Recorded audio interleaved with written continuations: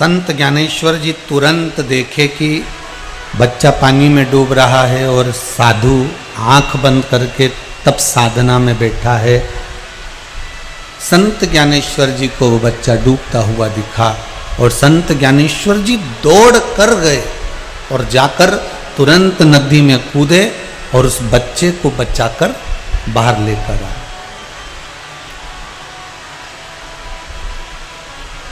जब संत ज्ञानेश्वर जी ने उस बच्चे को बचाकर बाहर लेकर आए, संत ज्ञानेश्वर जी जब उस बच्चे को बचाकर जैसे ही बाहर लेकर आते हैं,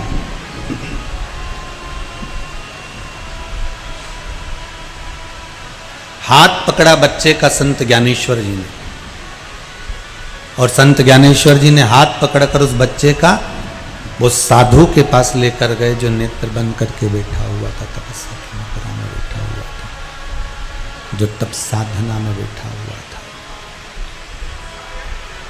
जो तपस्या की मुद्रा में जो बैठा हुआ है उसके पास लेकर गए। और संत ज्ञानेश्वर जी ने साधु के सामने हाथ जोड़कर निवेदन करा, साधु से हाथ जोड़कर निवेदन किया, महाराज एक बात पूछना है आपसे।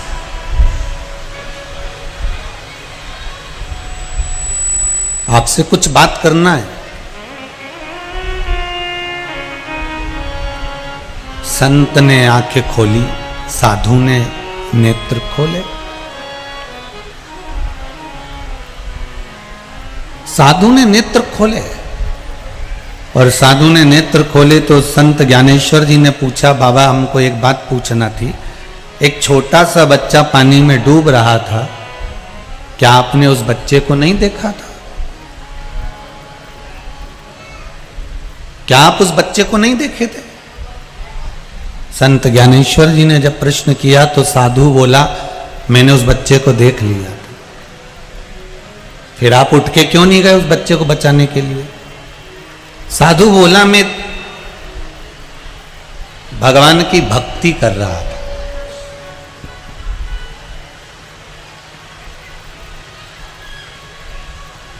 बहुत ध्यान से सुनना, जितने लोग आस्था चैनल पर सुन रहे हो, चाहे फेसबुक मोबाइल पर सुन रहे हो, यूट्यूब पर सुन रहे हो, चाहे इस पंडाल में, संत ज्ञानेश्वर जी कह रहे हैं कि बच्चा पानी में डूब रहा था जिसको मैं निकाल कर लेकर आया, आप नेत्र बंद करके बैठे थे, सत्य बताना, क्या आपने इस बच्चे को डूबते हुए नहीं देखा था? इसकी आवाज नहीं सुनी थी? साधु बोला, इसने आवाज लगाई थी, मैंने सुन लिया था, मैंने इसको देख लिया था। फिर आप इसको बचाने क्यों नहीं गए?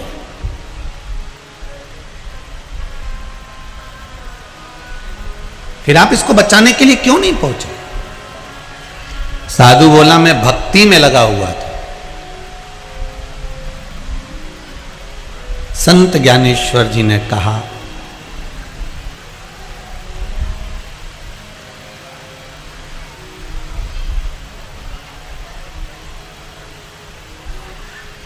साधु बाबा, संत जी, एक निवेदन स्वीकार करेंगे आप?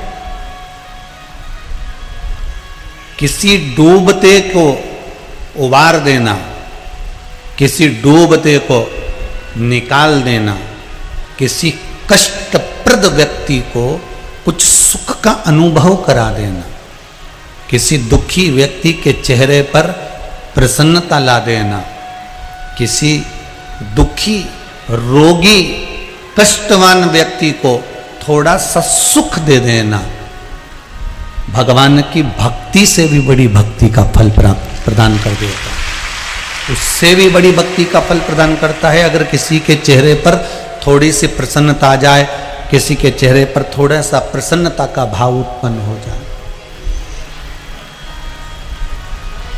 शिव महापुराण की कथा,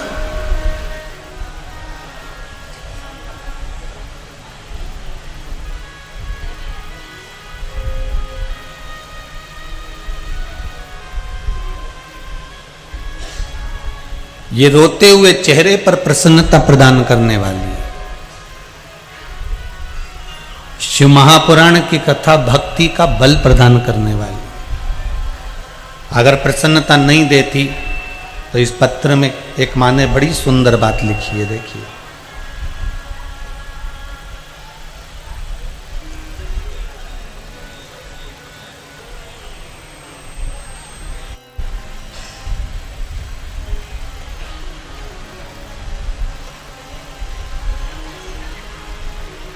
छोटा सा पर्चा है पर अच्छा। मैं दुर्गेश जायसवाल, पथरिया, जिला मुंगेली, छत्तीसगढ़ से हूँ। कहीं बैठे हों तो खड़े जरूर होना। आप ही हैं? जरा दोनों हाथ उठाकर हर हर महादेव बोल दो एक बार। हर हर। आपने लिखा है, मेरे बाबूजी के घुटने में समस्या हो गई थी। डॉक्टर ने घुटना के लिए 6 लाख का ऑपरेशन बताया था और उसके बाद कह दिया था कि इनकी अवस्था के अनुसार ये गारंटी नहीं है कि ये चल सकेंगे कि नहीं चल सकेंगे। आपने पर्चे में लिखा है। फिर मेरी माँ के कहने पर मैंने शंकर भगवान का वो सरसों के तेल वाला उपाय किया और 10 दिन बाद मेरे पिता के घुटने की जांच कराई तो पिताजी को जरूरत नहीं पड़ी। अब वो घुटने से अच्छे चल फिर रहे हैं और डॉक्टर ने भी ऑपरेशन का मना कर दिया है। ये पर्चे में इन्होंने लिखा। बैठिए भाई, बैठिए। हर हर महादेव। अगर विश्वास दृढ़ है,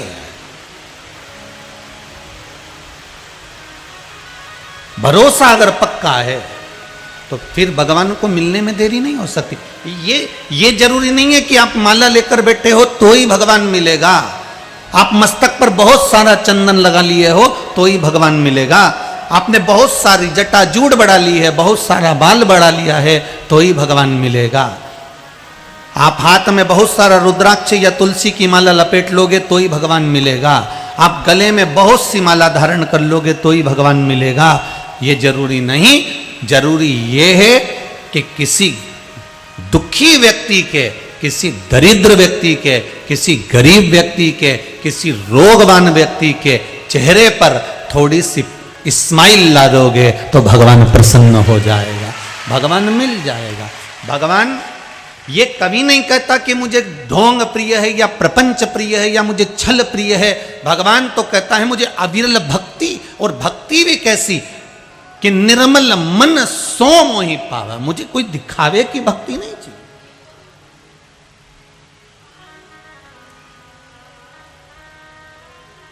ना आप हमें जानते हो छत्तीसगढ़ वालों, ना हम आपको जानते हैं, क्योंकि इतनी दूर हमारी कोई पहचान भी नहीं है दादा। हमारी तो पहचान एक ही से है, वो शंभू शंकर भोलेनाथ ओगड़दानी तरकालदर्शी, बस उसी से।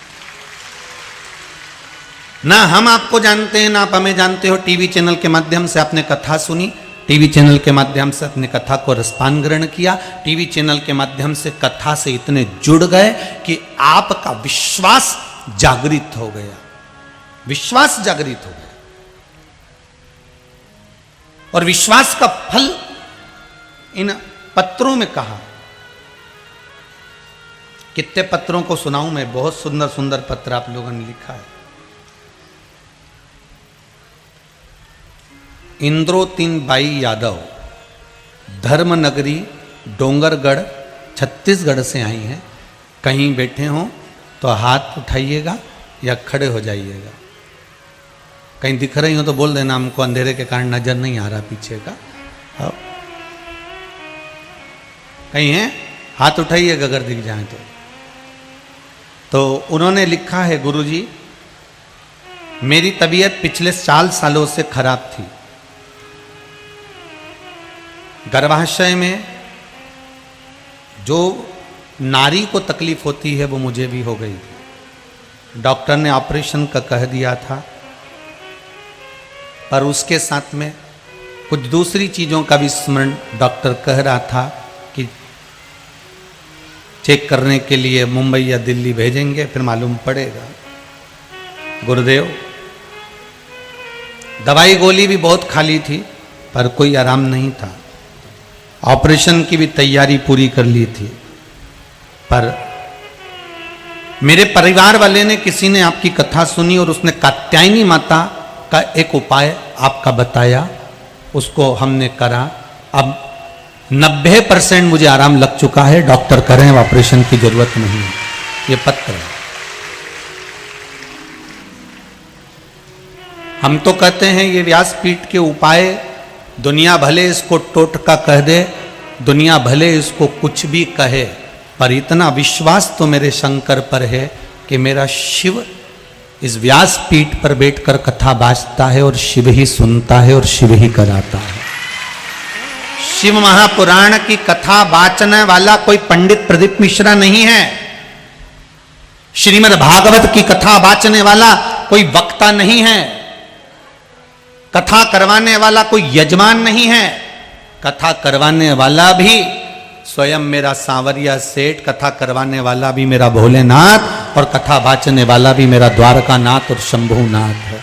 कोई दूसरा नहीं बच सकता सर। शंकर जैसा कोई वक्ता ही नहीं है। आज तक दुनिया में कोई ऐसा वक्ता बता दो जो अपनी पत्नी को कथा सुना रहा हो, पर शिव जी ने अमर गुफा में बैठकर अपनी धर्म पत्नी को कथा सुनाई है। शिव जैसा वक्ता कहां मिलेगा जो अपना ज्ञान उंडेल रहा है कि तुम ले लो। और पार्वती जी ने 4 बार भगवान शंकर से पूछा था, भोलेनाथ आप कथा सुन बाजते बाजते थक गए होगे, मैं आपके लिए थोड़ा सा जल लेकर आती हूं। शंकर जी ने कहा इस कथा को छोड़कर मत जाना, मुझे प्यास नहीं लगी है, मुझे तुझसे कुछ भी नहीं चाहिए, तू तो केवल कथा का रसस्वादन कर ले,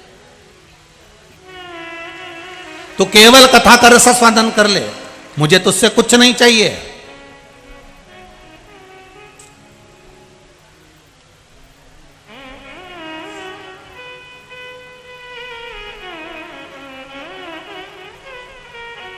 मुझे तुझसे कुछ भी नहीं चाहिए, तो कथा का रसस्वादन कर, स्मरण कर कथा का।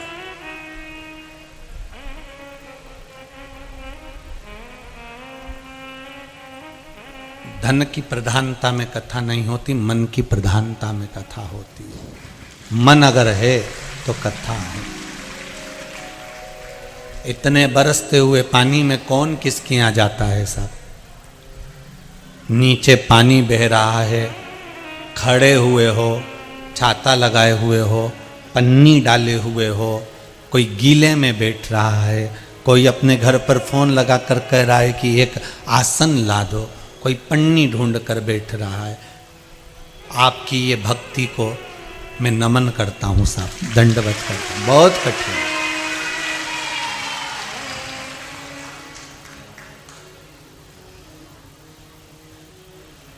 वो कहते हैं ना 36 गड़िया सबल बढ़िया।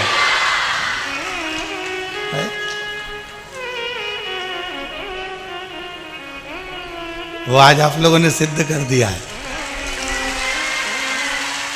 36 गड़िया सबल बढ़िया, ये आपने सिद्ध कर दिया है। भक्ति किसको कहते हैं, भाव किसको कहते हैं, उसकी शुद्धता।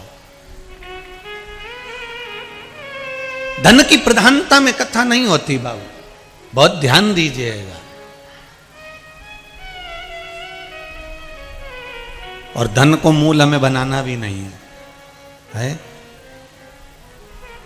मेरे बाबा को अगर आपने कुछ लगाया भी है ना, तो उसका कितना फल मिलता है तो दुनिया जानती है। और अभी वो लगा के आए थे काशी में मोदी जी 370 करोड़, और एक ही झटके में एक ही घर में से निकाल दिया 270 करोड़। ले, एक ही झटके में एक ही घर से निकाल दिया कि जितना मेरे पर खर्च करा मैं एक ही घर में से निकाल देता। ये ले, बचा कुचा भी दूसरा घर तो खोला नहीं है, दादा खोल दूंगा तो फिर ऐसा ही भगवान शिव का। आप मन पवित्र रखिए, भाव शुद्ध रखिए, भाव की निर्मलता रखिए।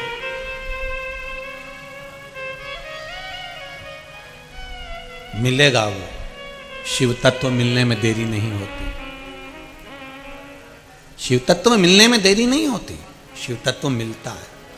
मेरा शंभु बहुत दूर नहीं है।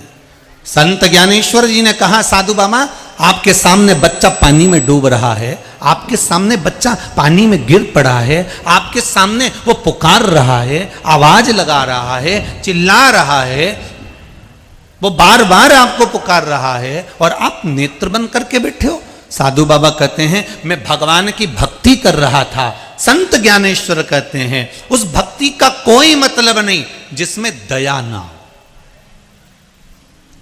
एक पूजन, घर के अंदर भगवान को चंदन लगाओ, फूल चढ़ाओ, बेलपत्री चढ़ाओ, धतूरा चढ़ाओ, एक पूजन ये है। और एक पूजन वो है कि किसी के चेहरे पर स्माइल लेकर आ जाओ, किसी के चेहरे पर प्रसन्नता लेकर आ जाओ, वो सबसे बड़ी पूजन है महाराज। उससे बढ़ के कोई पूजन नहीं हो सकती।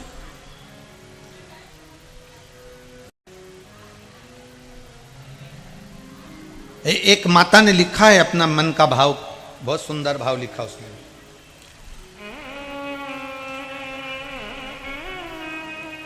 मैं माया गुप्ता, रायपुर संतोषी नगर से आई हूं। कहीं बैठी हो तो हाथ उठाइएगा, कहीं बैठी हो तो। बैठी हैं पीछे, दिख रही हैं तो हाथ हिलाना जरा बहन। हाँ दिख गई, दिख गई, दिख गई, दिख गई। हर हर महादेव। ये पानी का जो अंधेरा है ना, उसके कारण आप लोग नजर नहीं आ रहे। आपने लिखा है दीदी कि गुरुजी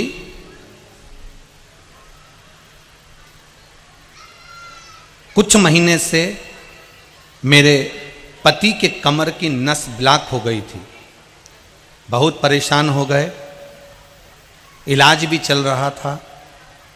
तब महीने निकल गए पर आराम नहीं लगा, बेड पर रहे। टीवी पर कथा सुनती हूँ, पशुपतिनाथ का व्रत करना प्रारंभ करा, बाबा से विनती कर कर जल वाला प्रयोग करा और आज मेरे पति की तबीयत अब ठीक है, अब कोई तकलीफ नहीं है। बैठ जाओ बहन। हर हर महादेव। बैठिए। शंभू पर विश्वास करा हुआ, शंकर पर अगर आपकी श्रद्धा विश्वास, भगवान की कथा वही कर रही है। संत ज्ञानेश्वर जी का चरित्र वही कर रहा है, संत ज्ञानेश्वर की कथा वही कर रही है कि आप अगर माला लेकर भी बैठे हुए हो तो सोच रहे हो कि मुझे भगवान मिल जाएगा। अगर हृदय में, दिल में आपके भाव शुद्ध नहीं है तो भगवान नहीं मिल सकता, ऐसा वो प्राप्त नहीं हो सकता। निर्मल मन सो मोहि पावा, मोहि छल छिद्र कपट ना भावा। भगवान आपकी भक्ति के बल पर, भगवान आपकी श्रद्धा के बल पर, भगवान आपके विश्वास के बल पर प्रकट होते हैं।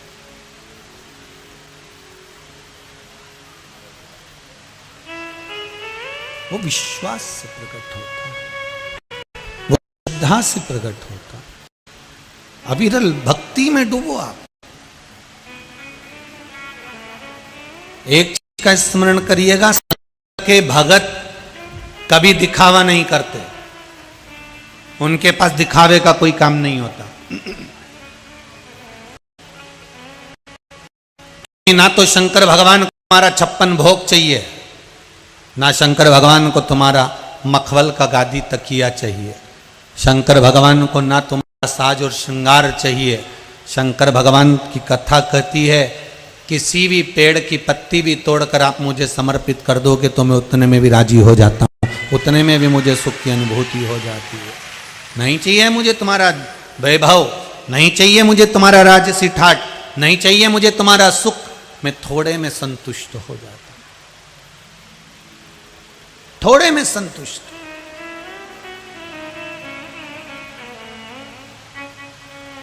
एक शिव भक्ति में मां सती भी भगवान की भक्त थी, माता पार्वती भी शंकर की भक्त थी, नंदीश्वर भी भगवान शंकर के भगत थे, शिलाद भी भगवान शंकर के भगत थे, भृंगी श्रृंगी इन सबको उठाकर देखिए, शिव भक्ति का एक अलग आनंद आपके सामने प्रकट हो जाए।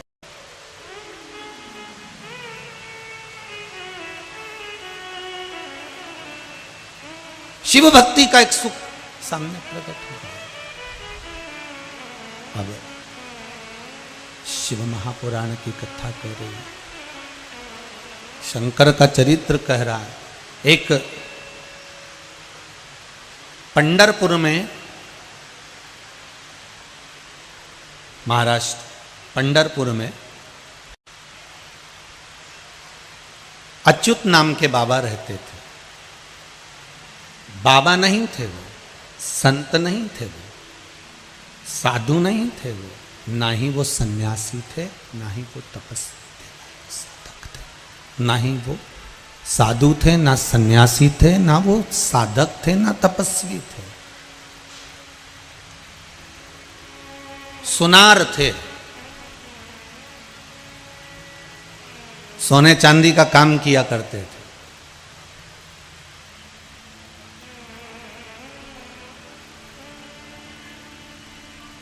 स्वर्णकार थे,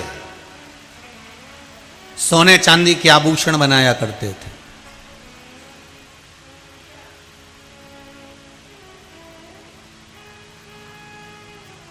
हमारे हिंदू धर्म के अंतर्गत चाहे स्वर्णकार हो, ताम्रकार हो, दर्जी हो, चाहे लोहार हो, ब्राह्मण हो, वैश्य हो, अन्य क्षत्रिय हो, जिस कर्म को आप कर रहे हो, चाहे लोहे का काम अगर आप कर रहे हो, चाहे आप सिलाई का काम कर रहे हो, चाहे आप कटिंग और दाढ़ी का काम कर रहे हो, चाहे आप जो कर्म कर रहे हो, उस कर्म को करते समय शिव महापुराण की कथा कहती है आपको गौरव महसूस होना चाहिए। आप उस कर्म को करते समय अपने आप को गौरवान्वित महसूस करें। चमड़े का जूता बनाने वाला चर्मकार, चमड़े का जूता बनाने वाला चर्मकार, वो अपने आप को गौरवान्वित महसूस करे। झाड़ू लगाने वाला, पोछा लगाने वाला, हॉस्पिटल में सफाई करने वाला, चाहे नगर निगम नगर पालिका में झाड़ू पोछा करने वाला भी अपने आप को गौरवान्वित महसूस करे कि हमारा कर्म बुरा नहीं। हमारी परिपाठी कहां से चली आ रही है? हमारी परिपाठी कहां से चली आ रही है? एक अगर हम जूते का निर्माण कर रहे हैं, अगर हम चप्पल बना रहे हैं, दुनिया के लोग आपको चर्मकार कह रहे हो, दुनिया के लोग आपको चर्मकार कह रहे हो, पर आपको गौरवान्वित महसूस होना चाहिए कि आप कोई साधारण के चेले नहीं हो, आप साधारण के अग्रण्यता नहीं रहे हो। आपके जो पूर्वज रहे हैं वो रविदास जी रहे हैं, मीराबाई के गुरु रहे हैं, कोई साधारण नहीं हो सकते। जिन्होंने मीराबाई के लिए चमड़े धोने के पात्र में से हाथ निकलवा कर गंगा जी का और पानी पिलवा दिया मीराबाई को। मीरा कहती है गुरुजी मैं गंगा के घाट पर आपके लिए मैं आश्रम बना देती हूं। तो रविदास जी कहते हैं मैं काय को गंगा के घाट जाऊं? तो मीराबाई कहती है इस साधु सन्यासी तपस्वी साधक संत महात्मा सब तीर्थ में रहते हैं, आपको भी मैं गंगा के घाट पर अच्छा सुंदर आश्रम बनाकर रख देती हूं। इतने में रविदास जी कहते हैं मैं काय को गंगा के घाट जाऊं? अगर मेरी भक्ति प्रबल है तो गंगा मैया तो मेरे कठौतों में पड़ी हुई है। और जिस कठौते में, जिस पात्र में रविदास जी चमड़ा धोते थे, उसी पात्र में रविदास जी हाथ जोड़कर कहते हैं गंगा मैया मीराबाई को प्यास लग रही है, पानी ला दो। और उस कठौते में से, चमड़े के पात्र में से, जिस पात्र में चमड़ा धोया जा रहा था, उस पात्र में से एक सुंदर स्त्री का हाथ निकल कर आता है, हीरे की चूड़ी पड़ी रहती है, हाथ में सोने का कलश रहता है। और मीराबाई को रविदास जी कहते हैं ले पानी पी ले। मीराबाई नतमस्तक हो जाती है गुरु के सामने। गुरुदेव आपने दिखा दिया कि संत साधु सन्यासी तपस्वी साधक उपासक जितने संसार के भक्त हैं जो भगवान की अविरल भक्ति को धारण करते हैं, उनको कहीं उनको कहीं जाने की जरूरत नहीं पड़ती। उनको उनके सम्मुख में, उनके पास में स्वयं तीर्थ चलकर आ जाते हैं, स्वयं तीर्थ चलकर, उनको कहीं जाना नहीं। आप किसी कार्य को कर रहे हो, आप अगर दर्जी का काम कर रहे हो तो आपको गौरवान्वितता महसूस होना चाहिए आपके गुरु पर। आपके गुरु श्री टेकचंद जी महाराज पर आपको गौरवान्वितता उत्पन्न होना चाहिए कि हमारा गुरु साधारण नहीं था, जिसने परमात्मा के सम्मुख में खड़े होकर, भगवान के सामने खड़े होकर ज्ञान का उपदेश देकर भगवान को भी आनंद की अनुभूति करा दी थी। अगर आप सोने चांदी का काम कर रहे हो, स्वर्णकार हो, तो आपको गौरवान्वितता महसूस होना चाहिए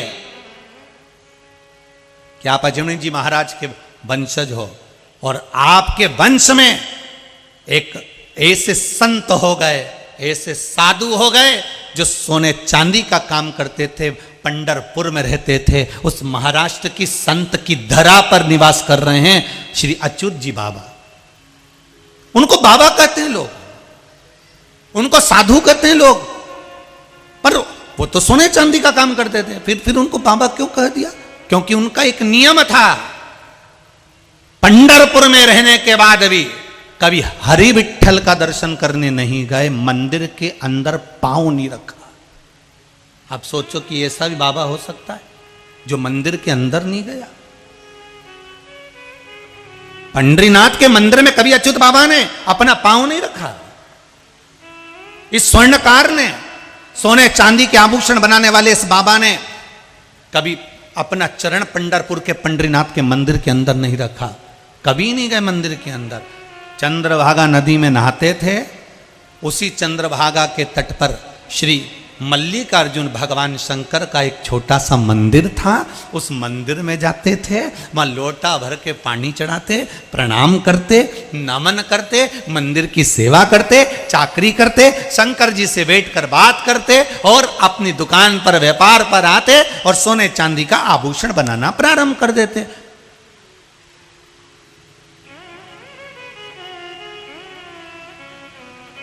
कभी पंढरीनाथ के मंदिर में नहीं गए, कभी हरि विठ्ठल के मंदिर में नहीं गए, कभी पंढरपुर के भगवान नारायण के मंदिर में ये अच्युत बाबा प्रवेश नहीं करे। स्वर्णकार थे, सोने का चांदी का जेवर बनाते थे, शिव की भक्ति में डूबे रहते थे, शंकर की भक्ति में।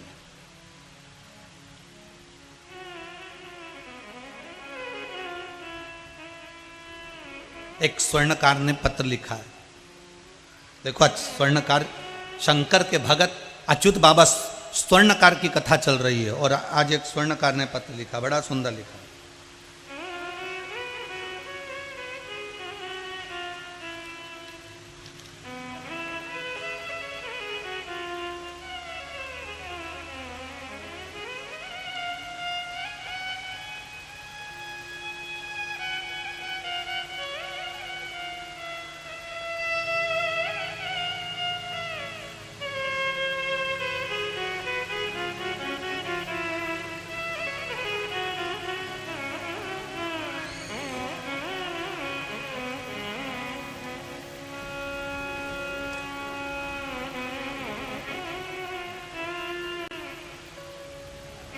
मेरा नाम दुर्गेश सोनी है, गुरुदेव में बुंदेली जिला राजनंदगांव छत्तीसगढ़ से आया हूँ। कहीं बैठे हो तो हाथ उठाइएगा। आप ही हैं? एक बार दोनों हाथ उठाकर बोलो हर हर महादेव।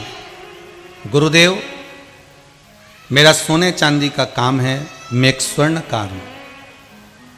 टीवी के माध्यम से शिव महापुराण की कथा सुनता हूं। गुरुदेव, शिव की कृपा क्या होती है कोई मुझसे पूछ ले तो शायद मैं अपने हृदय से इस बात को कह सकता हूं कि शिव महापुराण की कृपा किसको कहते हैं। कोई मुझसे पूछे। अब ये नवयुवक लड़के, ये नवयुवक टीम आज के जमाने में जो बॉलीवुड की ओर जा रही है उसको खींचकर शंकर अपनी ओर लेकर आ रहा है। इससे बढ़कर चमत्कार दुनिया में क्या हो सकता है? आज की नवयुवक टीम मोबाइल पर, फेसबुक, यूट्यूब पर गलत गलत चीजें लिखने में लगी हुई है। उस समय पर ये नवयुवक बच्चे अगर शिव की भक्ति लिख रहे हैं तो क्या गलत? उसने लिखा है बालक ने, गुरुदेव शिव की कृपा और शिव महापुराण की कथा की कृपा क्या होती है कोई मुझसे पूछे। मेरी इतनी कैपेसिटी नहीं थी, पर आपकी कथा में एक बार आपने कहा था कि कोई भी काम करना दिल से करना, दमदारी से करना, भले 1 रुपए से चालू करना। मैंने किसी से लेकर 50,000 रुपए से अपनी स्वर्णकार की दुकान चालू करी थी गुरुदेव। आज 50 से 52 लाख की मेरी दुकान काम कर रही है। ये बेटे ने लिखा है। हर हर महादेव बाबू, बैठिए, बाबा कृपा करे। ये बच्चे लिख रहे हैं। 50,000 रुपए से मैंने व्यापार चालू करा था। केवल कथा में सुना था कि हिम्मत मत हारना, शिव पर विश्वास रखना, शंकर पर भरोसा रखकर किसी भी काम में उतर जाओ, केवल उसकी स्तुति का स्मरण करना, उसकी भक्ति का स्मरण करना। और वो 50,000 रुपए से आज मुझे 50 लाख और 52 लाख का काम मैं कर रहा हूं। कोई कमी मेरे बाबा ने नहीं दी और अभी भी मुझे विश्वास है कि मेरा बाबा मुझे और आगे बढ़ा देगा। ये पत्र है बाबा, भक्ति। श्री अच्युत बाबा पंढरपुर में रह रहे हैं। में जितने स्वर्णकार हैं भारत की भूमि पर, क्या देश और विदेश में बैठे हुए जितने स्वर्णकार हैं, इनको कहूंगा आपको गौरवान्वित महसूस होना चाहिए आपके जीवन पर कि आपके पूर्वज कोई साधारण नहीं थे। जिनके अच्युत बाबा कभी पंडरीनाथ के मंदिर में नहीं जाते थे, पर शिव महापुराण की कथा कहती है, अच्युत बाबा का चरित्र कहता है कि वो पंडरीनाथ के मंदिर, नारायण के मंदिर नहीं जाते थे, नारायण स्वयं अच्युत बाबा के घर पर पहुंच जाते थे। अब इससे बड़ा भगत कहां से लाओगे? स्वर्णकार समाज को गौरवान्वित महसूस होना चाहिए कि तुम्हारे पूर्वज तुम्हारे साधारण नहीं रहे हैं महाराज। भगवान की भक्ति में डूबने वाले, इस स्मरण में डूबने वाले रहे। केवल मल्लिकार्जुन भगवान के मंदिर जाना, मल्लिकार्जुन भगवान की पूजन करना, मल्लिकार्जुन भगवान को जल चढ़ाना, उनकी सेवा में लगे रहना, उनकी आराधना में लगे रहना, उनके स्मरण में लगे रहना। जितने लोग बाहर खड़े हैं उनसे निवेदन है, थोड़ा थोड़ा सटक सटक के आप लोग गीले मत होना रे भाई, गीले मत होना। हम तो भोलेनाथ जी से प्रार्थना करेंगे जल्दी से जल्दी, ये 11 बजे से 2 बजे की कथा, 2 जल्दी बजा देना तो इन लोगों को कष्ट नहीं हो। आप लोग गीले मत होना बाबू, बहुत आराम से कथा सुनो। आपसे फिर निवेदन है, जगह नहीं हो आप अपने अपने घर जाओ, गाड़ी में बैठ जाओ, अपनी अपनी 4 व्हीलर में बैठ जाओ, उसमें आप यूट्यूब चालू कर लो, मोबाइल चालू कर लो, उसमें सुन लो, पर गीले मत होना बाबू। कथा का रस आस्वादन करिए। पानी बहुत तेज है, आनंद लीजिए आप कथा। शिव भक्ति में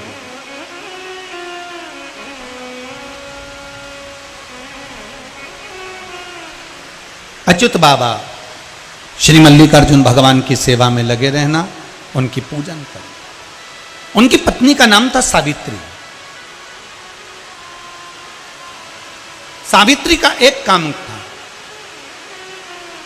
सावित्री इन स्वर्णकार की जो धर्मपत्नी थी, अच्युत बाबा की जो धर्मपत्नी है सावित्री, उसका एक काम था कि शिव मंदिर में जाकर शंकर भगवान की जब सब पूजन कर कर चले जाते, सब भगवान शिव की आराधना कर कर चले जाते, शंकर की आराधना कर कर जब सब चले जाते हैं, तब वो सावित्री जाकर जो निर्माल्य पड़ा हुआ है, जो चढ़ी हुई बेलपत्र, पुष्प, फूल जो पड़ा हुआ है, उसको उठाना और उसका विसर्जन करता है। उसको उठाना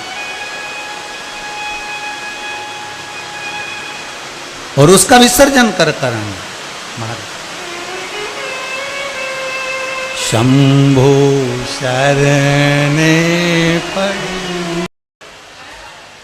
परम उपासक श्री अच्युत बाबा की जो कथा कर रही है, शिव की आराधना में, मल्लिकार्जुन की आराधना में लगे रहते थे।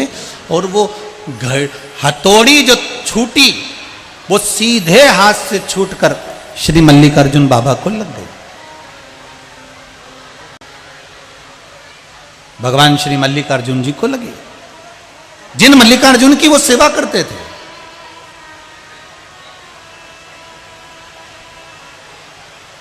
जिन शंकर भगवान की सेवा में वो डूबे हुए थे, जिन शंकर भगवान की भक्ति में वो डूबे हुए थे, उन्हीं भोलेनाथ के पिंड को, शिवलिंग को वो हथौड़ी लग गई। और जैसे ही शिवलिंग को वो हथौड़ी लगी, अच्युत बाबा की आंखों से जल बहने लगा। आज मुझसे बहुत बड़ी गलती हो गई। दौड़ पड़े शंकर भगवान के मंदिर में, मल्लिकार्जुन के मंदिर में। अच्युत बाबा दौड़कर भगवान के सामने साष्टांग दंडवत करके कहते हैं, बाबा गलती हो गई, मेरे हाथ से हथौड़ी छूटी, आपको लग गई बाबा, आपके शिवलिंग पर, आपके पिंड पर यह हथौड़ी लग। बाबा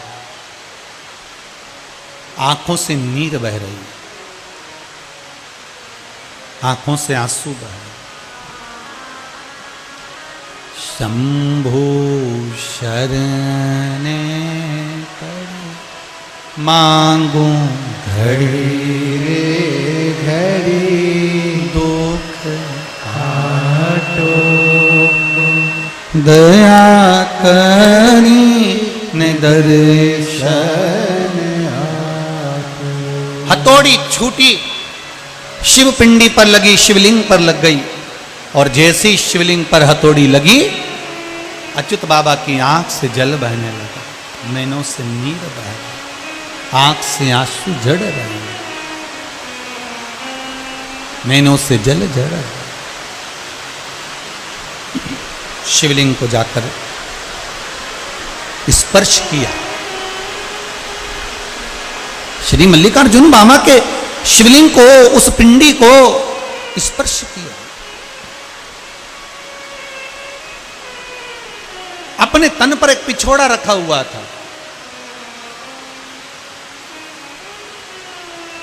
आज वो तन का पिछोड़ा स्वयं सावित्री बाई ने, उनकी धर्मपत्नी ने ले लिया था मंदिर में पोछा लगाने के लिए। मंदिर को पोछने के लिए वो तन का पिछोड़ा आज सावित्री बाई ने ले लिया था। महाराज सावित्री बाई ने जब वो पिछोड़ा ले लिया था जिससे वो पोछा लगा रही थी, आवाज लगाई अच्युत बाबा ने, तुरंत आवाज लगाई, अरे ओ सावित्री, अरे ओ सावित्री। सावित्री दौड़ कर आई, स्वामी क्या बात है, क्या हो गया? सावित्री वो कपड़ा कहाँ है, मेरे तन का पिछोड़ा कहाँ है? उससे तो मैं पोछा लगा रही हूं, उसको तो मैं फेर रही हूं, सफाई कर रही हूं मंदिर की। वो स्वर्णकार, सोने चांदी का जेवर बनाने वाले अच्युत बाबा कहते हैं, जाओ जल्दी से कपड़ा लेकर आओ।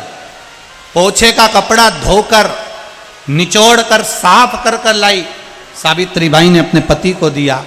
पति ने देखा ये कपड़ा तो गंदा हो गया, भगवान के तन को, भगवान की उस पिंडी को, उस शिवलिंग को अच्युत बाबा ने, उस स्वर्णकार ने अपने हाथों से ढक लिया। भोलेनाथ आज आपको कष्ट लग रहा होगा, मेरे शंभो, मेरे शंकर, मेरे मल्लिकार्जुन बाबा, आज आपको कष्ट लग रहा होगा। इतना तो करना था, इतना तो करना था। तभी बाबा के उस शिवलिंग से जैसे ही गले लगे, जैसे ही बाबा के उस शिवलिंग से जैसे ही गले लगे, आंख के आंसू मल्लिकार्जुन भगवान के उस शिवलिंग पर पड़ रहे थे, जो पंढरपुर का मल्लिकार्जुन मंदिर है उसमें पड़ रहे थे। बस इतना ही करना था। इतनी देर में तो भगवान शंकर उस शिवलिंग में से प्रकट हो गए। भगवान शंकर उस शिवलिंग में से प्रकट, शंकर शिवलिंग में से प्रकट।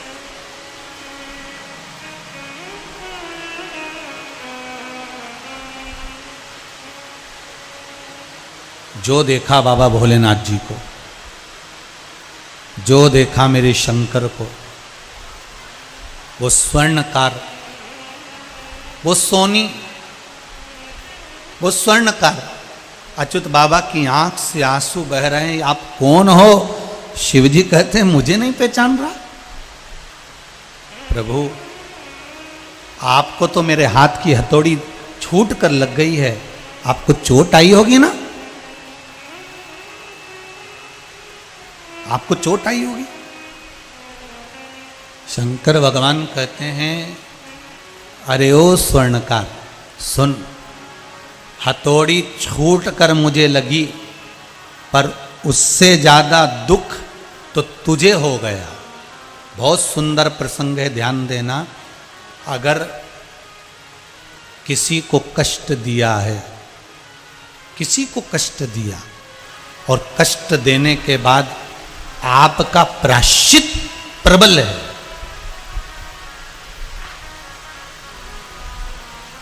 किसी को कष्ट देने के बाद आपका प्रायश्चित अगर प्रबल है तो कष्ट की मात्रा कम हो जाएगी और प्रायश्चित की मात्रा बढ़ाकर भगवान उसका कल्याण कर देता है। प्रायश्चित कर लो। अगर किसी को अपशब्द कह दिया, किसी को ताने दे दिए, किसी को अपशब्द कह दिया, किसी को ताने दे दिए हैं, किसी को गाली दे दी है, किसी के लिए आड़ा टेढ़ा बोल दिया, थोड़ा प्रेशर बढ़ाइए बाबू। किसी को आड़ा टेढ़ा बोल दिया है, किसी को अपशब्द कह दिया, किसी को ताने दे दिए हैं, तो उसका प्रायश्चित करो।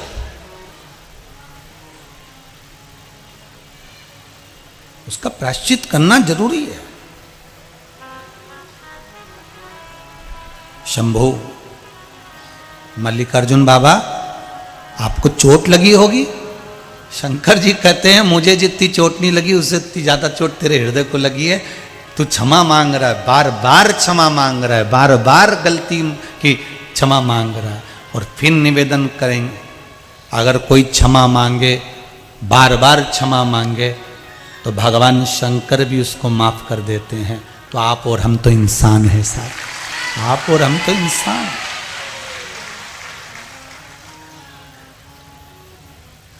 संभलने का मौका दीजिए, संवरने का मौका दीजिए।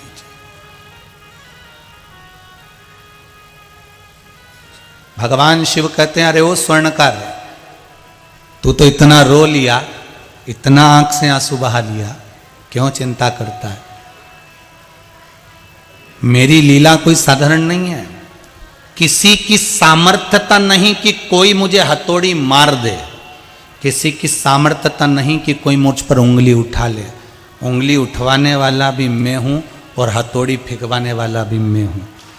कोई दूसरे का सामर्थ्यता नहीं हो सकती। अगर व्यक्ति ने गलती करी है तो गलती भी शंकर ने करवाई। आपसे कहा था ना कथा में पहले कि आप अगर कुछ गलत करे हो तो भगवान से जाकर प्रार्थना कर लेना, मुझसे गलती हो गई। कई लोग कहते हैं कि हमने उनसे पूछा था तो उन्होंने कहा था हमको पितृ दोष है, कोई से पूछा तो काल सर्प दोष है, किसी से पूछा तो वास्तु दोष है। शिव महापुराण की कथा कहती है सारे दोष तो हम देखते हैं, पर अपने कर्मों का भी तो दोष देखो कि पूर्व में जो हम कर आए हैं उसको भी तो अभी भुगतना पड़ेगा, उसको भी तो अभी भोगना है। कर्म का भोग शंकर की सेवा से, राम नाम, कृष्ण नाम, शिव नाम, हनुमान भगवान का भजन से हमारे कर्म का भोग काटने का समय कम हो जाता है। कर्म के भोग काटने का समय। आपको भजन में मन लगाना है। जब दुख की घड़ी आए ना, जब तकलीफ आए, जब कष्ट आए, केवल जब ही नहीं, हमारे को अगर सुख भी है ना तो भी हमको भगवान का भजन करना है, तो भी हमको भगवान का भजन करना। सुनो, ए अच्युत बाबा, तुम्हारी धर्म पत्नी सावित्री के गर्भ से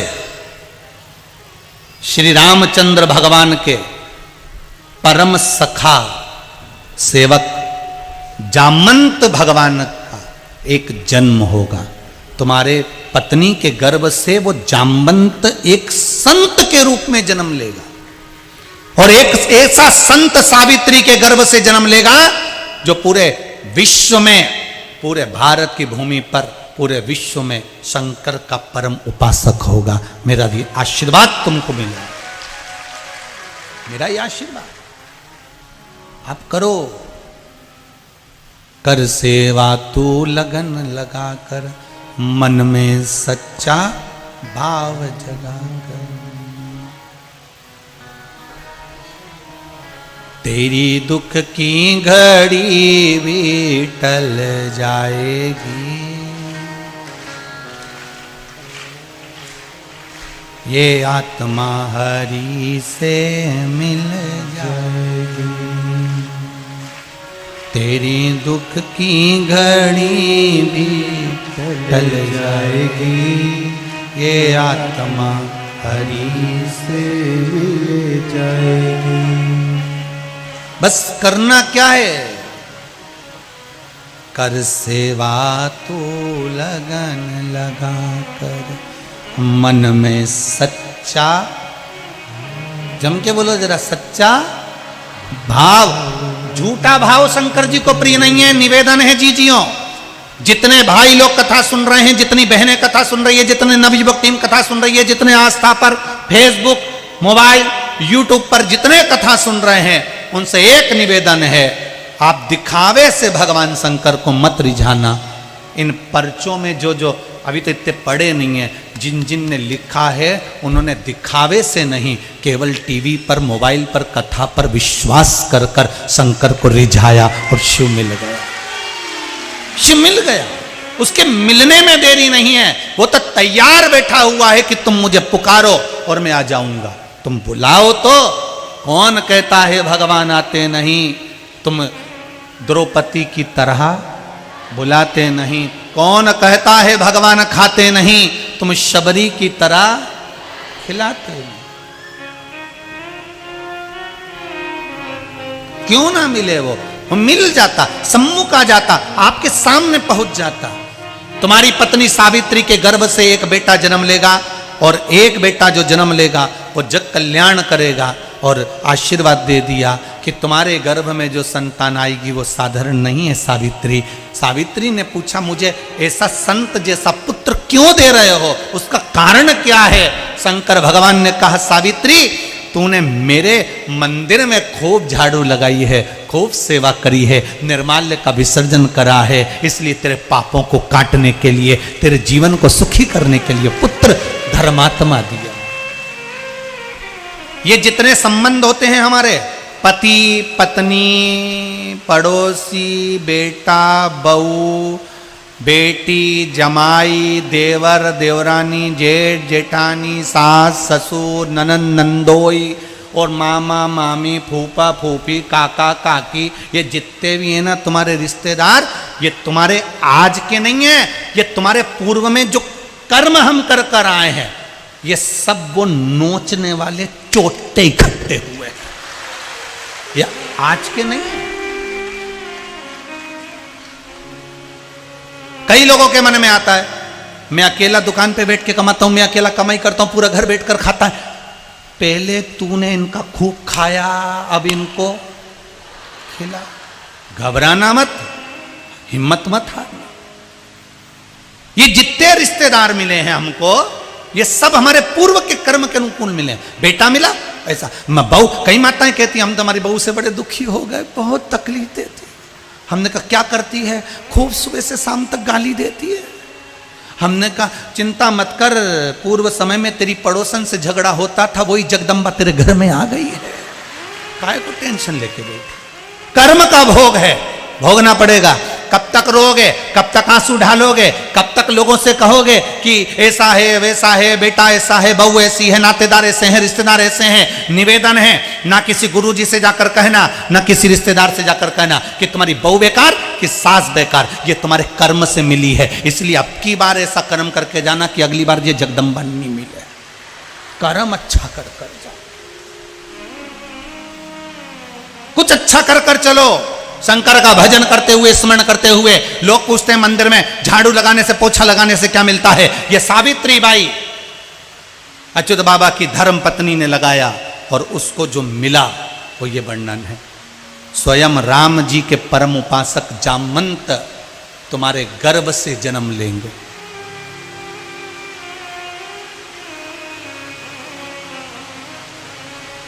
कहा, सावित्री बाई ने कहा वो तो रीछ था, वो तो भालू था, उसके जैसा पुत्र होगा तो लोग हंसेंगे नहीं। शंकर भगवान कहते हैं वो उस जन्म की बात थी। आज के समय में तो तुम्हारे गर्भ से जो पुत्र जन्म लेगा ना, वो साधारण नहीं होगा, साधारण नहीं है वो जो पुत्र तुम्हारे गर्भ से जन्म लेगा, तुम्हारे भजन की भी तो सुंदरता उसमें मिलेगी, भजन की सुंदरता भी तो उसमें मिलेगी।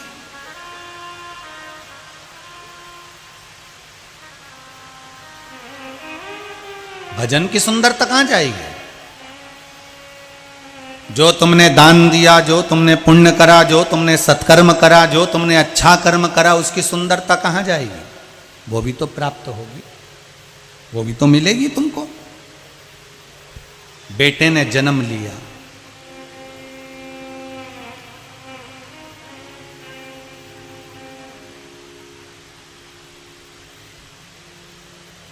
श्रावण के महीने में 9वीं तिथि के दिन बेटे का जन्म हुआ। जब बेटे का जन्म हुआ, जन्म लेने के बाद बड़ी प्रसन्नता रही। कुछ दिन निकले, मल्लिकार्जुन भगवान का जय घोष किया, मन में विचार करा बेटे का नाम रखना है, बेटे का नाम रखना है।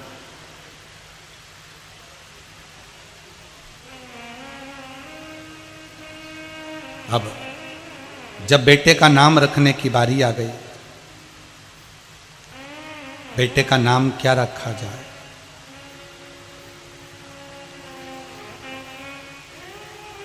वहीं से महाराष्ट्र के परम प्रिय संत श्री चांगदेव जी जा रहे थे। आज अच्युत बाबा के बेटे का नामकरण संस्कार है। बाबा को मालूम पड़ा कि श्री चांगदेव जी महाराज आए हैं, तो उन्होंने हाथ जोड़ लिया, गुरुदेव मेरे बेटे का नामकरण संस्कार है, आप कुछ नाम रख दीजिए। चांगदेव जी ने चंद्रभागा नदी का स्नान करा, मल्लिकार्जुन भगवान के मंदिर के प्रांगण में बैठे। कहाँ है बेटा? बेटे को लेकर आओ। सावित्री बाई बेटे को लेकर आई, चांगदेव जी की गोदी में दिया। संत श्री चांगदेव जी ने जो बेटे को देखा, चांगदेव की आंख में से आंसू की धार लगातार निकलने लगी कि वारे सीताराम सरकार, आज अपने जामवंत को यहां भेज दिया, बड़ी गजब की कृपा करी आपने, आज अपने जामवंत को इनके घर में भेज दिया, गजब कृपा करी। देखिए चांगदेव जी ने कह दिया, ये तुम्हारी गोदी में जो बेटा है ना, ये साधारण नहीं है, स्वयं परमात्मा तुम्हारे घर में आ गया है, स्वयं ऐसा भक्त तुम्हारे घर में आ गया जिसने राम की खूब सेवा की।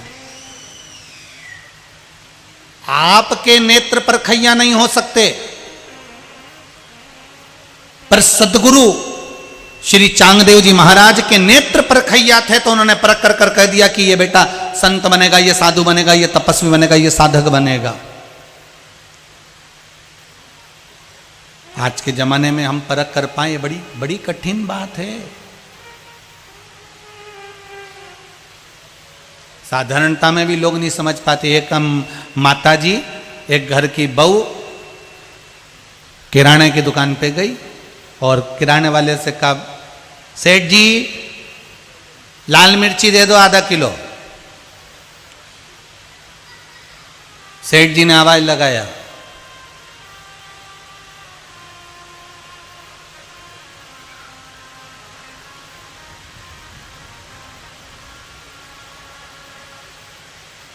हरी मिर्च ला आधा किलो। अब बहू ने फिर कहा, हमको आधा किलो लाल मिर्ची ला दो। हरी आधा किलो मिर्ची ला।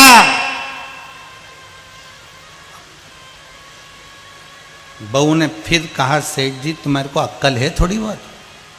हम तुमसे कह रहे हैं कि हमको आधा किलो लाल मिर्ची चाहिए और तुम कह रहे हो हरी मिर्ची ला, हरी मिर्ची ला, हरी मिर्ची ला कर रहे हो। सेठ जी बोले, बेन तेरे हाथ जोड़ूं तू चुप हो जा, हमारे यहाँ जो काम करता है उसका नाम हरी है, हमारे यहाँ जो काम करता है उसका नाम हरी है, हम उससे कह रहे हरी आधी किलो मिर्ची ला। अब तुम्हें कहने की कहते, तो जो नहीं समझे उसके लिए नहीं समझ, परंतु जो समझे उसको समझे, वो जानता है। अब श्री चांगदेव जी महाराज ने देख लिया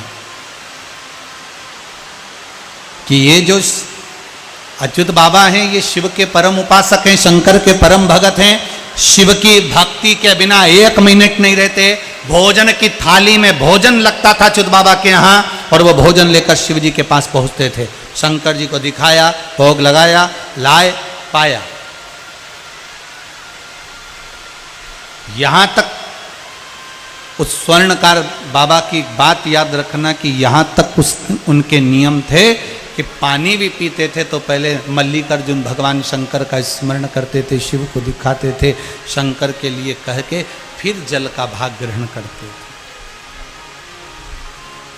हमको तो लगता है मीराबाई ने भी इन्हीं से कुछ भाव ले लिया होगा कि मीरा अगर जहर का कटोरा भी आया था ना मीरा के पास में तो पहले कन्हैया जी के सामने रख दिया था।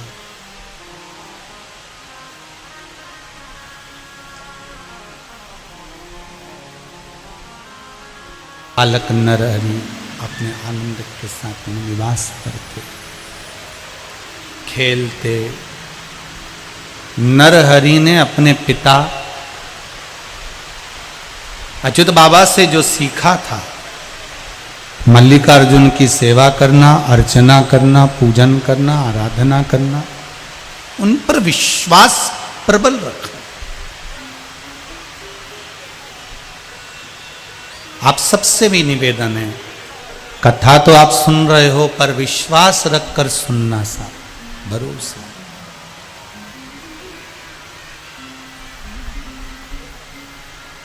विश्वास किसको कहते हैं? ये एक पत्र में एक माँ ने लिखा है अपनी दशा, हम तो कहेंगे एक माँ की दशा ही है।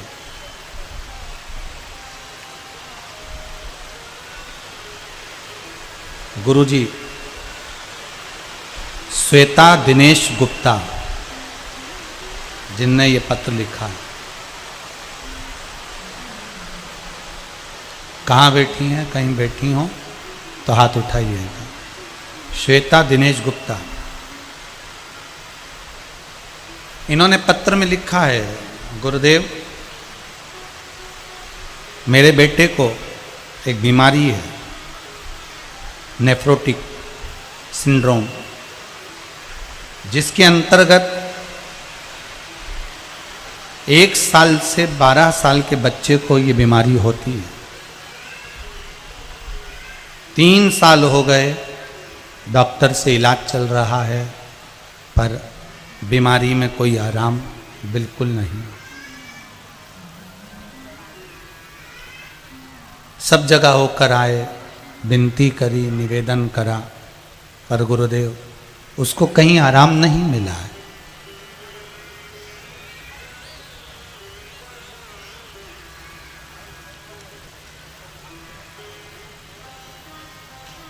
ऐसी कोई जगह नहीं जहां नहीं गए। इस पत्र में लिखा है, कथा के माध्यम से सुना था तो हम सीहोर भी गए थे, महाकाल भी गए थे, श्याम जी भी गए थे, खाटू श्याम भी होकर आए, यहाँ भी होकर आए, सभी जगह होकर आए। बाद में हम लोग ओमकारेश्वर भी गए। सब जगह होकर आने के बाद बच्चा तो भी ठीक नहीं है, उसके शरीर में सूजन आ जाती है और कुछ उसके जो भी प्रोटीन वगैरह हैं वो घट जाते हैं। गुरुदेव सब जगह से हिम्मत हारने के बाद रायपुर में अपने रिश्तेदार के यहाँ मैं बेटे को लेकर आई हूँ। उसके पूरे शरीर में अभी भी बहुत ज़्यादा सूजन है और कोई आराम नहीं था। तब इस माँ ने अपने पत्र में लिखा है कि मेरे रिश्तेदार कह रहे हैं कि तू कथा में आ जा, और कथा में आ, और मैं रायपुर लेकर आई हूँ। जिस दिन से बेटे को कथा सुनाने के लिए, भिलाई की कथा में लेकर आने के लिए रायपुर लाई हूँ, उस दिन से बेटे के शरीर से सूजन भी उतर गई है और उसकी जो बीमारी है डॉक्टर उसको बोल रहे हैं कि आराम लग गए हैं। ये पत्र, कोई भी पत्र हमारे साथ में, हमारे कक्ष में नहीं जाता, सारे पत्र यहीं रहते हैं। आप पढ़ सकते हो कि पत्र में कहीं सीहोर वाला महाराज कुछ बना चढ़ा के तो नहीं बोल रहा है, इसलिए हम पत्र यहीं छोड़ जाते। तुमने दिए, तुमको ही समर्पित करें भी क्या, इतने पत्र आते ढेर सारे। पत्र उसका एक आध बार आ जाए तो बात दूसरी हो, इतने पत्र उसके भाव उसने लिखे हैं।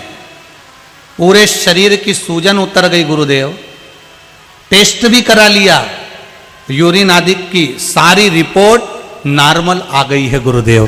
केवल शिव महापुराण की कथा में आने का भाव ही प्रकट करा, केवल भाव प्रकट किया। ये शिव कृपा है। फिर निवेदन करूंगा, हिम्मत मत हारना। अगर एक पशुपति व्रत से काम नहीं चले तो चिंता मत करना कि हम शंकर के मंदिर नहीं जाएंगे। हमने ये उपाय करा था, हमारा काम नहीं हुआ तो हम मंदिर नहीं जाएंगे। फिर जाना, हो सकता है हमारे कर्म का लेख बहुत जटिल हो तो उसको भी तो काटने में, फाइल छुपाने में समय लगता है, उसको भी तो समय लगेगा। जब फाइल ज्यादा मोटी रहती है तो उसको छुपाने में भी, क्योंकि भगवान शंकर और भगवान ब्रह्मा और भगवान विष्णु और ब्रह्मा की कई बार मीटिंग हो चुकी है कि इनका कुछ करो। ये हर किसी की फाइल निपटा देते हैं, पता ही नहीं चलने देते कि फाइल गई कहां। भैरू सिंह को इतनी तकलीफ आना थी, कष्ट होना था, पर उसने एक पशुपति व्रत कराने की तो फाइल गायब।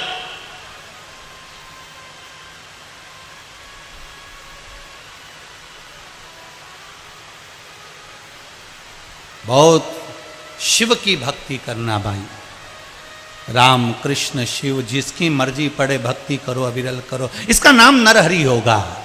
ये भगवान का भजन करेगा।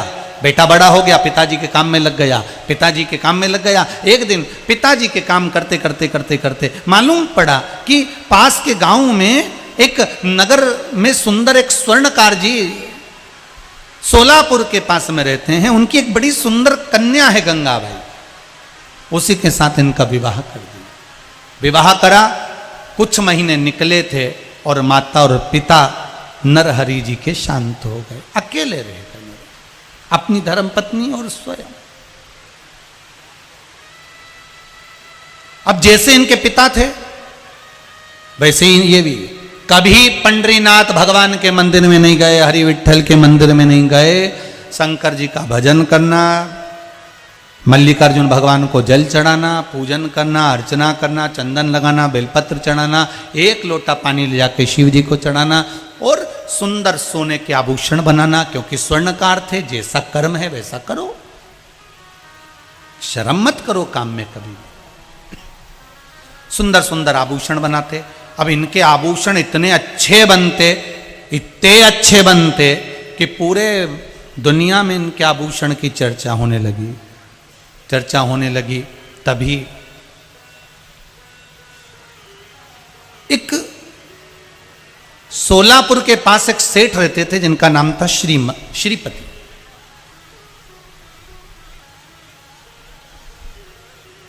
इनके पास धन बहुत था, संपदा की कोई कमी नहीं। इनके यहां संपदा की कोई कमी नहीं है। श्रीपति को संपदा की कमी नहीं थी। आज धर्मपत्नी को लेकर वो हरि विठ्ठल का दर्शन करने, पांडुरंगा का दर्शन करने हरि विठ्ठल के मंदिर में गए। पांडुरंगा के चरण पकड़ लिए। भारत की भूमि पर एक ही मंदिर है जहां भगवान के चरण पकड़ने का मौका मिलता है। द्वारकाधीश का दर्शन करो तो दूर से, तिरुपति का दर्शन करो तो दूर से, श्री जी बाबा का दर्शन करो तो दूर से, किसी भी भगवान का दर्शन करो तो दूर से, बद्रीनाथ का दर्शन करो दूर से, जगन्नाथ का दर्शन करो दूर से, रामेश्वर का दर्शन करो दूर से। केवल भारत की भूमि पर एक मंदिर है, हरि विठ्ठल का मंदिर। पंडरीनाथ पांडुरंगा मेरे हरि विठ्ठल का मंदिर पंढरपुर में, जहां पर भक्त भगवान के चरण तक जाता है और उनके चरण पकड़कर अपने मन की दशा करता है। पूरी दुनिया में एक मंदिर है, चरण पकड़ने का मौका एक ही जगह मिलता है, हरि विठ्ठल के दरबार। इसलिए वारकरी संप्रदाय के लोग भगवान पंडरीनाथ का नाम लेकर निकल जाते हैं। राम कृष्ण हरि जय, राम कृष्ण हरि, राम कृष्ण हरि जय, राम कृष्ण हरि। नामदेव जी गावे प्यारो, राम कृष्ण हरि नामदेव जी गावे प्यारो राम कृष्ण हरि।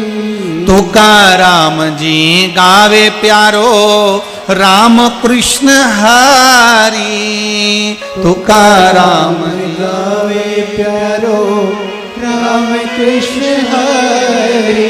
जय राम कृष्ण हरि जय राम कृष्ण हरि राम कृष्ण हरि जय राम कृष्ण हरि। राम कृष्ण हरि जय राम कृष्ण हरि राम कृष्ण हरि जय राम कृष्ण हरि। हरि विठ्ठल के चरणों में श्रीपति पहुंच गए और श्रीपति ने जाकर हरि विठ्ठल के चरण पकड़कर कहा, नाथ हे प्रभु हे नारायण हे विठ्ठल नाथ हे नारायण हे पांडुरंगा हे विठ्ठल।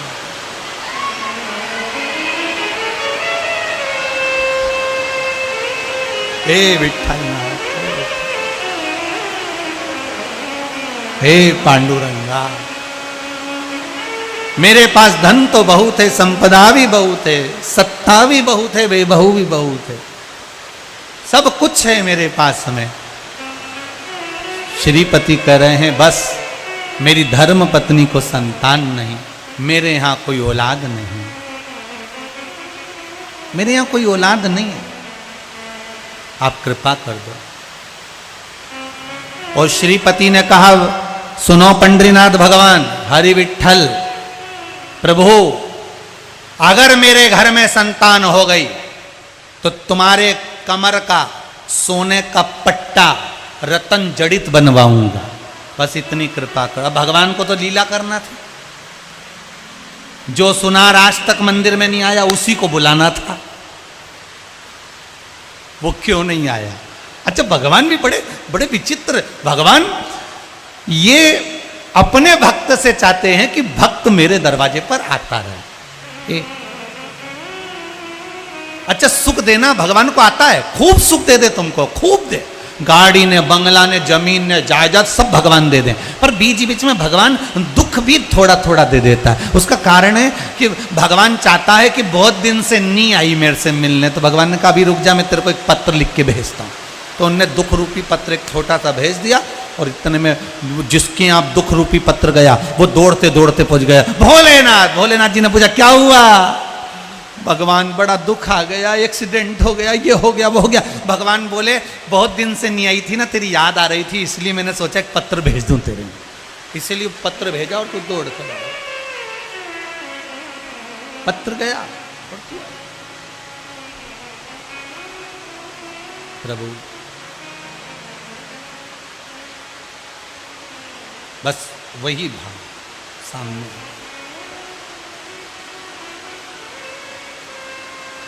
नरहरि मंगल।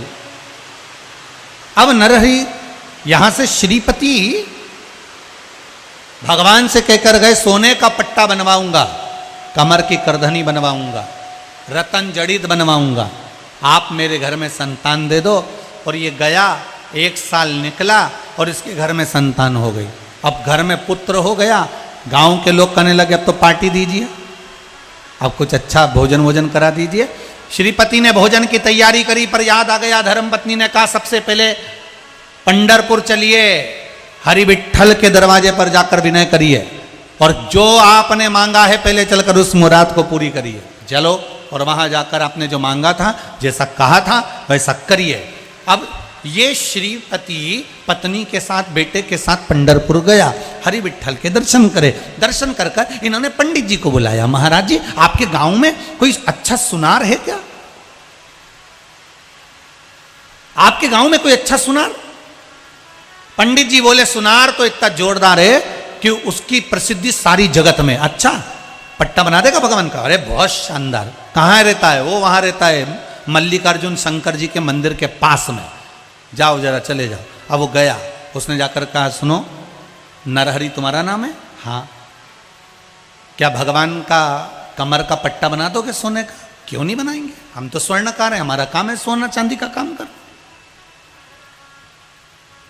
लाओ हम बना देते हैं। तो आपके पास में नपती है भगवान हरि विट्ठल के कमर की? नरहरि बोले हमारे पास कोई नपती नहीं है, तुम नाप ला दो, हम बना देंगे। उन्होंने पंडित जी से कहा, पंडित जी एक काम करो, भगवान हरि विट्ठल के कमर का नाप दे दो। पंडित जी ने कमर का नाप दे दिया, धागा नापा, तोड़ के दे दिया।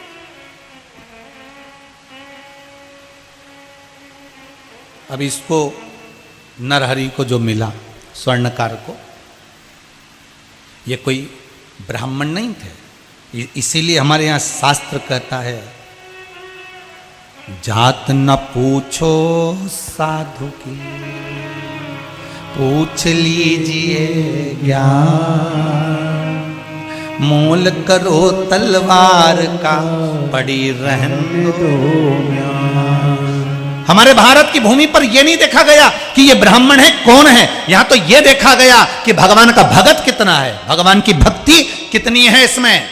रामकृष्ण परमहंस, संत तुकाराम, नामदेव जी महाराज, मीराबाई, कर्माबाई, मुक्ताबाई, इनकी जात नहीं देखी कि ये कौन समाज के थे, कौन कौन धर्म के थे, समाज नहीं देखी गई। इनका तो केवल एक भाव देखा गया, इनका कोई वर्ण नहीं देखा गया कि कौन वर्ण के थे, कौन समाज के थे। कोई क्षत्रिय था, कोई वैश्य था, कोई शूद्र था, कोई ब्राह्मण था। भगवान के भक्त का कोई समाज नहीं देखता, भगवान तो ये देखता है कि मेरा भजन करने वाला है और मुझे पाने वाला है। रविदास जी तो चर्मकार थे, चर्मकार। उन्होंने ये नहीं देखा कि कौन है। भजन, पूजन, संकीर्तन, सत्संग, ये कभी नहीं देखता। कथा सबके लिए, शंकर सबके लिए, भगवान सबके लिए। अगर आज दुनिया के लोग मंदिर में दर्शन करने जा रहे हैं, पूजन करने जा रहे हैं, शंकर को एक लोटा पानी चढ़ाने जा रहे हैं, चावल चढ़ाने जा रहे हैं, बेलपत्री चढ़ाने जा रहे हैं, धतूरा चढ़ाने जा रहे हैं, तो मंदिर में रहने वाले पंडितों को सबसे ज्यादा खुश होना चाहिए, ब्राह्मणों को खुश होना चाहिए कि आज मंदिर में जाने वालों की संख्या बढ़ चुकी है, भगवान के मंदिर में लोग प्रवेश कर रहे हैं। पूरे मंदिरों में ताले लगे मिलते थे, 11 बजे दरवाजे बंद, शाम को खुलेंगे, घंटी बजाई, आवाज लगाई, आरती करी। कम से कम आज मंदिरों के अंदर 4, 6, 8 नहीं 50 लोग, आपके भी शहर में मंदिर होंगे, भिलाई में, गांव गांव में मंदिर होंगे। जिन मंदिरों में लोग पुताई नहीं करते थे, जिन मंदिरों में लोग सफाई नहीं रख सकते थे, उस मंदिर में आज प्रत्येक सोमवार को इतने दिए लगते हैं कि रोज की दिवाली हो रही है मेरे भोलेनाथ के मंदिर में। प्रत्येक सोमवार को पशुपति व्रत के लिए रोज दिवाली मेरे भोलेनाथ के दरवाजे पर हो रही है, प्रत्येक सोमवार को। इस बात का गौरव हमारे ब्राह्मणों को, हमारे पंडितों को होना चाहिए, हमारे विद्वानों को होना चाहिए कि लोगों को यहां वहां से भटकाए हुए लोगों को लाकर शंकर के चरणों में छोड़ दिया है, शिव के दरवाजे पर। यह गौरव महसूस होना चाहिए। कहाँ दिन भर लोग मोबाइल में कजन क्या क्या देखते थे। अब 11 बजे से 2 बजे तक किसी एक माता ने तो मैसेज करा है ऑफिस में कि हमारे यहाँ की काम वाली बाई ने मैसेज करवाया है कि गुरुजी से कह देना 11 बजे से 2 बजे कथा दिया करो, हमारा पोछा और झाड़ू का समय भी यही है। हमारा झाड़ू और पोछे का समय भी यही है। हम हमारी सेठानी के यहाँ झाड़ू पोछा लगाने आते हैं, उनके टीवी चलती मिलती है, कम से कम आधे घंटे की कथा सुनने को मिल जाती है, हमारा भाग्य चमक जाता है, बहुत है।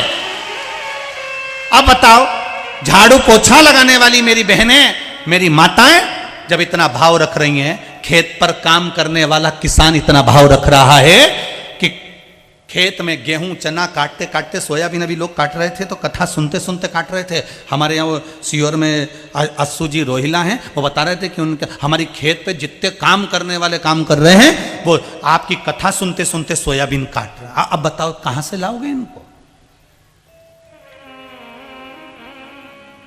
और एक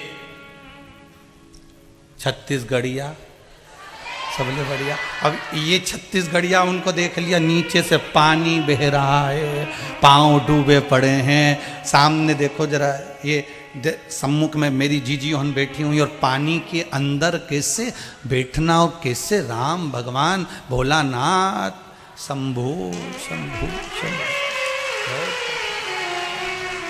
वो जल नारायण भगवान भी ऐसा गजब कर रहा है, गेयर लगा लगा के दे रहा है, फर्स्ट पे आंदो, सेकंड पर आंदो, थर्ड पर गियर लगा लगा के दे रहा। थोड़ी देर ब्रेक मारता है, स्पीड ब्रेकर देकर फिर चालू, फिर चालू। तुम्हारी परीक्षा है, मैंने रिजल्ट भी जोरदार ही आएगा, पक्का है, पक्का रिजल्ट भी जोरदार आएगा, वो देगा।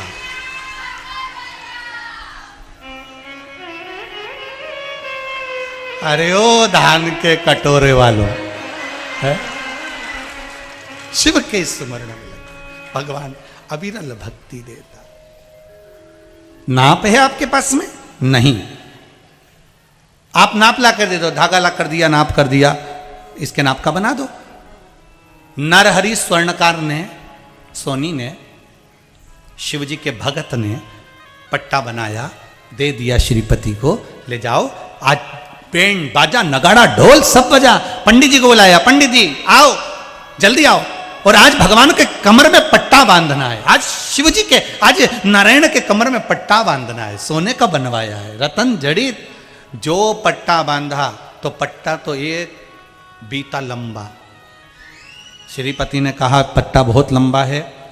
पंडित जी बोले इसको वापस करके छोटा करवा ला। उसको छोटा करवाने गए, फिर काट के दिया, फिर बना के दिया, फिर पहनाया, फिर वो एक हाथ लंबा। जैसे यशोदा जी के समय पर रस्सी बड़ी होती चली जा रही थी, छोटी पड़ती जा रही थी, यहाँ पट्टा बड़ा होते चले जा रहा है, बढ़ते गया। अब 8 बार पट्टे को कटवाया, छोटा करवाया, तो भी पट्टा बड़ा था। आखिरी में पंडित जी बोले कि एक काम करो, अब सुनार को यहां लिया, और सुनार भी शिव का भगत, वो के अंदर जाऊं नहीं, चाहे कुछ भी हो जाए। मेरे पिताजी जब अंदर नहीं गए तो मैं काय को जाऊं, नहीं गया। तो श्रीपति ने हाथ जोड़कर बोला इसका कोई तोड़ तो होगा ना, कब तक तोड़ेंगे पट्टे को, कब तक बांधेंगे? वो मानने को तैयार नहीं और तू जाने को तैयार नहीं। अब यही तो बात है, लगन तुमसे लगा बैठे जो होगा देखा जाएगा। यहां लगन नरहरि की नहीं थी, यहां लगन अंदर बैठे हुए विष्णु भगवान पंडरीनाथ की थी। उनका दिल अपने भक्त पर आ गया था कि तुझे बुला के तो मानूंगा, चाहे कुछ भी हो जाए। अंदर नहीं गया, नहीं जाऊंगा, नहीं। और भक्त और भगवान की कथा है, शिव महापुराण, भक्त शिव पुराण चल रही है छत्तीसगढ़ वालों के इस भिलाई क्षेत्र में। नहीं गया, कोई उपाय? तब नरहरि स्वर्णकार ने कहा चलता हूं, मेरी आंखों में पट्टी बांध दो, दर्शन नहीं करूंगा, दर्शन तो केवल शंकर की करूंगा। आंखों पे पट्टी बांधी, पकड़कर श्रीपति भगवान विष्णु के पास ले गए। हरि विठ्ठल के मंदिर में, पांडुरंगा के मंदिर में जैसे ही ले गए, कमर पर जो हाथ फेरा तो श्रीपति को लगा कि ये तो मेरे मल्लिकार्जुन का शिवलिंग लग रहा है, कहीं इसने मेरे को मल्लिकार्जुन के मंदिर में तो नहीं लिया आया। हाथ शिवलिंग जैसा लग रहा था, इसने थोड़ी सी पट्टी ढीली करी, और ढीली करके जो देखा तो ये तो भगवान पंडरीनाथ ही है। वापिस बांध, वापिस पट्टी को मजबूत बांध लिया, ये तो पंडरीनाथ है, ये शिवलिंग नहीं है। इतने में भगवान श्री हरि मेरे विठ्ठलनाथ मूर्ति में से प्रकट हो गए, उसकी आंख की पट्टी को भगवान खोल दिए। अरे ओ स्वर्णकार, अरे ओ सोनी, अरे मेरा दर्शन कर, साधारण नहीं, मुझ में ही शिव है, नारायण भी मैं हूं, शंकर भी मैं हूं, ब्रह्मा भी मैं हूं। श्रीपति कहने लगे ऐसे मानूंगा नहीं कि तुम में शंकर है, मेरा शिवलिंग कहाँ है तुम्हारे अंदर, शंकर भगवान कहाँ है, मेरे शिव की पिंडी कहाँ है? तो भगवान नारायण नीचे बैठे और अपने सिर पर शिवलिंग की पिंडी का दर्शन करा दिया नरहरि को। भगवान हरि विठ्ठल नीचे बैठ गए और अपने सिर पर शिव जी की पिंडी का दर्शन कराया। आज भी भारत की भूमि पर एक मंदिर है हरि विठ्ठल का, पंढरीनाथ पंढरपुर में हरि विठ्ठल का, कि भगवान विष्णु के सिर पर शिवलिंग विराजमान है। वो पंढरीनाथ का मंदिर है, हरि विठ्ठल का मंदिर। पूरी भारत की भूमि पर ऐसा कोई मंदिर नहीं जहां पर भगवान विष्णु के सिर पर शंकर का शिवलिंग होगा। शंकर का शिवलिंग हरि विठ्ठल के माथे पर, भगवान विष्णु के माथे पर है। कभी जाना पंढरपुर दर्शन करने के लिए, वहां का कोई मूर्ति मिले, फोटो मिले तो उसका दर्शन कर लेना। नेट पे सर्च कर कर दर्शन कर लेना कि पंढरीनाथ के सिर पे शिवलिंग है कि नहीं, हरि विठ्ठल के सिर पर शिवलिंग है कि नहीं, उसका दर्शन करना। नरहरि उस स्वर्णकार के लिए, उस सोनी के लिए, उस स्वर्णकार के लिए सिर पर शिवलिंग का दर्शन करा दिया। अब तो रहा नहीं गया, नरहरि गए सीधे मल्लिकार्जुन के मंदिर में, और मंदिर में जाकर मल्लिकार्जुन भगवान के पिंड को पकड़कर कहा, बाबा बड़ी कृपा करी, आज तक मैंने भगवान का दर्शन नहीं करा था, आपने साक्षात करवा दिया। ये कृपा शिव की है, ये कृपा शिव की। मेरे भोले तेरा सहारा है, मेरे भोले तेरा सहारा है, मेरी नैया का तू किनारा है, मेरी नैया का तू किनारा है। शंकर भगवान की भक्ति को जो करा, मल्लिकार्जुन की भक्ति को करा, तो मल्लिकार्जुन की भक्ति से, शंकर जी की भक्ति से नारायण का दर्शन हो गया। अरे नारायण का दर्शन। आप जिस कर्म को कर रहे हो, आप जिस कार्य को कर रहे हो, आप जिस भी कर्म को करो, कपड़ा सिलो, स्वर्णकारी करो, ताम्रकारी करो, चाहे आप जो करो, आपके पूर्वजों का स्मरण कर कर करना कि हमारे पूर्वज कितने बड़े भक्त थे, कितने प्रबल भक्त थे, साधारण नहीं थे।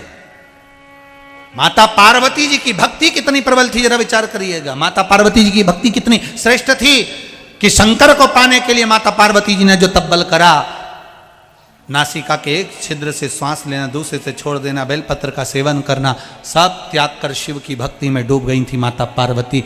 तब जाकर भगवान शंकर उनको प्राप्त हुए थे। कोई ऐसे ही हो गए थे, तब शिव मिले थे, तब जाकर शंकर और पार्वती का मंगल विवाह हुआ था। शिव दूल्हा बने थे, माता पार्वती दुल्हन बनी। भगवान शिव और पार्वती दूल्हा दुल्हन पधार रहे हैं। जोरदार ताली बजाकर स्वागत करें बाबा देवाधिदेव महादेव का और माता पार्वती जी। शिव और पार्वती पधार।